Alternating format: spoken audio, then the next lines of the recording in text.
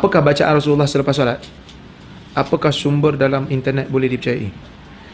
Bacaan Rasulullah selepas solat maksudnya wirid lah. Wirid yang kita biasa buat tu lah. Cuma Fatihah tak ada lah. Nabi biasa astaghfirullah 3 kali. Lepas tu Allahumma antas salam wa minkas salam tabarakta ya dzal jalali wal ikram. Lepas tu Nabi baca apa?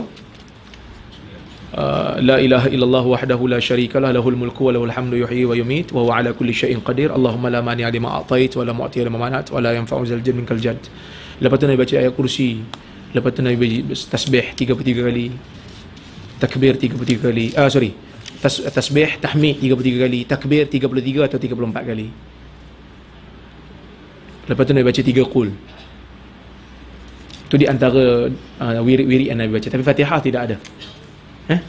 Okay. Tapi wirid ni dia sunnah lah. Cuma kalau ada orang dia ada keperluan, contoh lepas solat zuhur tu dia ada kerja kan. Lepas solat tu dia nak bangun terus. Dia cuma baca astaghfirullah, astaghfirullah, astaghfirullah. Allahumma antas salam minkas salam tabarakta ya dzal jalali wal ikram. Dia nak bangun, boleh bangun. Kerana Nabi juga dalam beberapa hadis Nabi buat macam tu. Nak menunjukkan bahawasanya orang yang ada keperluan lepas daripada solat dia boleh bangun. Tak perlu menunggu imam untuk doa sekali ya. Kerana doa sekali ni pun tidak ada dalil yang Nabi buat secara berterusan. Tak ada. Ya?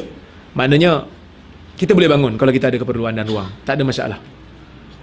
Saya sebut ni sebab nanti ada orang sebut dia kata, apa lepas-lepas solat terus bangun ni? Sombong dengan Tuhan. No.